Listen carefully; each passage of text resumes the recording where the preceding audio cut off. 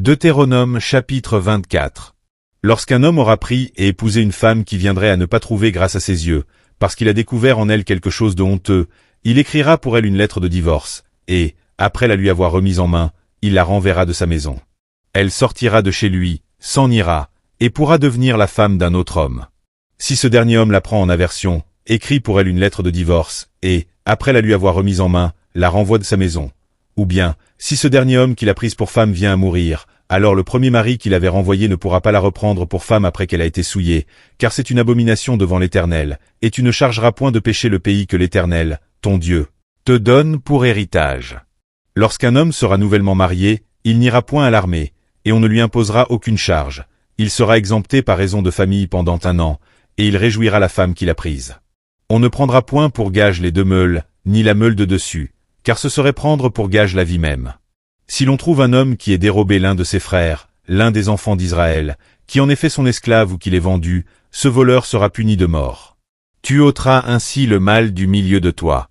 Prends garde à la plaie de la lèpre, afin de bien observer et de faire tout ce que vous enseigneront les sacrificateurs, les Lévites. Vous aurez soin d'agir d'après les ordres que je leur ai donnés. Souviens-toi de ce que l'Éternel, ton Dieu, fit à Marie pendant la route, lors de votre sortie d'Égypte. Si tu fais à ton prochain un prêt quelconque, tu n'entreras point dans sa maison pour te saisir de son gage. Tu resteras dehors, et celui à qui tu fais le prêt t'apportera le gage dehors. Si cet homme est pauvre, tu ne te coucheras point, en retenant son gage. Tu le lui rendras au coucher du soleil, afin qu'il couche dans son vêtement et qu'il te bénisse, et cela te sera imputé à justice devant l'Éternel, ton Dieu. Tu n'opprimeras point le mercenaire, pauvre et indigent, qu'il soit l'un de tes frères, ou l'un des étrangers demeurant dans ton pays, dans tes portes. Tu lui donneras le salaire de sa journée avant le coucher du soleil, car il est pauvre, et il lui tarde de le recevoir. Sans cela, il crierait à l'Éternel contre toi, et tu te chargerais d'un péché. On ne fera point mourir les pères pour les enfants, et l'on ne fera point mourir les enfants pour les pères, on fera mourir chacun pour son péché. Tu ne porteras point atteinte aux droits de l'étranger et de l'orphelin, et tu ne prendras point en gage le vêtement de la veuve. Tu te souviendras que tu as été esclave en Égypte, et que l'Éternel, ton Dieu, t'a racheté. C'est pourquoi je te donne ces commandements à mettre en pratique.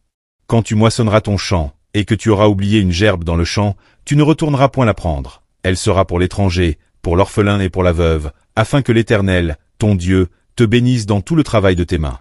Quand tu secoueras tes oliviers, tu ne cueilleras point ensuite les fruits restés aux branches. Ils seront pour l'étranger, pour l'orphelin et pour la veuve.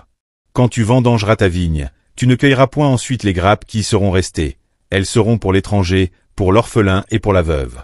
Tu te souviendras que tu as été esclave dans le pays d'Égypte. C'est pourquoi je te donne ces commandements à mettre en pratique.